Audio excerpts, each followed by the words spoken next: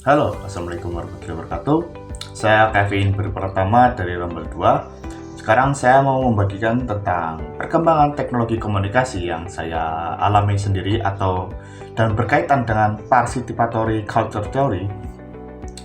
Sebelum itu, apa sih participatory culture theory atau budaya teori partisipatif? Teori ini menggambarkan cara-cara di mana masyarakat kontemporer, khususnya di era digital, mengalami peningkatan partisipasi individu dalam menciptakan dan berbagi konten. Ini melibatkan keterlibatan aktif dari anggota komunitas dalam produksi, berbagi, dan konsumsi media dan informasi. Ciri utamanya itu ada rendahnya hambatan untuk ekspresi dan keterlibatan, dukungan untuk pencipta dan berbagi kreasi, perasaan keterlibatan sosial, interaksi antar pengguna, dan pemberdayaan kolektif.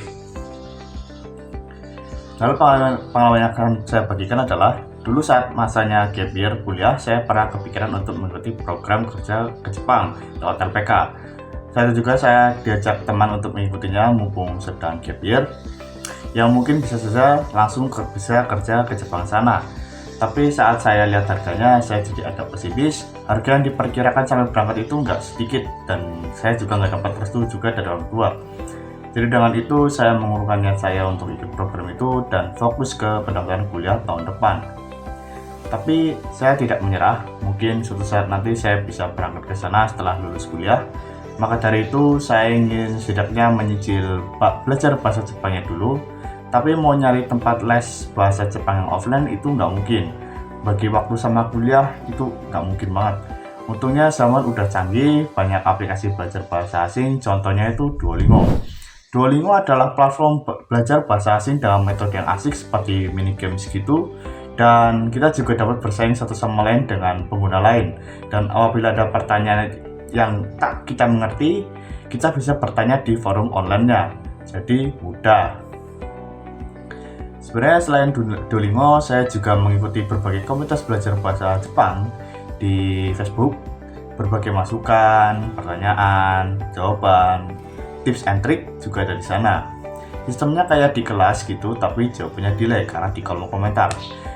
Di komunitas Facebook itu juga sering ada interaksi antar pengguna, saling berbagi ilmu, atau mungkin ada yang sok tahu. Walau begitu, ada kolaborasi antar anggota yang seperti sepuh mengajari, yang pemula ngedengerin. Selain itu, saya juga menggunakan aplikasi Discord, aplikasi seperti ruang chat, bisa voice chat juga. Jadi kan teman saya sudah ada yang di Jepang sana, dan sering memintanya mengajari saya berbicara dalam bahasa Jepang sambil ditemani orang Jepang asli. Nah, dari pengalaman saya di atas memberikan saya kaitannya dengan teori budaya partisipatif. Dari aplikasi Duolingo memberikan saya kesempatan berpartisipasi dalam forum diskusinya, walaupun saya tidak paham apa yang sedang dibahas, tapi saya tetap dapat mengekspresikan pendapat dan pertanyaan dalam forum diskusi itu. Dan dalam komunitas belajar bahasa Jepang yang ada di Facebook, itu sebagai pelengkap dari forum diskusi yang ada di Duolingo.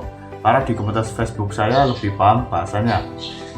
Dalam komunitas Facebooknya juga sering diadakan forum diskusi secara online lewat Google Meet, jadi lebih mudah dalam mengekspresikan pertanyaan dan pendapat tanpa terkendala delay. Kita juga sering berkolaborasi dalam menyelesaikan persoalan yang sulit kepada yang lebih ahli, walau ujung-ujungnya saya tidak paham juga, tapi tetap harus dipahami, walau jarang berkontribusi. Sebenarnya saya sekarang sudah jarang belajar bahasa Jepang karena padatnya jadwal kuliah, tapi setidaknya saya sering mampir ke forum diskusi Duolingo dan komunitas belajar bahasa Jepang yang ada di Facebook. Sekiranya ada partisipasinya dikit dengan login. Jadi itu saja pengalaman saya yang mungkin berkaitan dengan teori budaya partisipatif. Jika ada kesalahan mohon dimaafkan. Nuhun. Wassalamualaikum warahmatullahi wabarakatuh.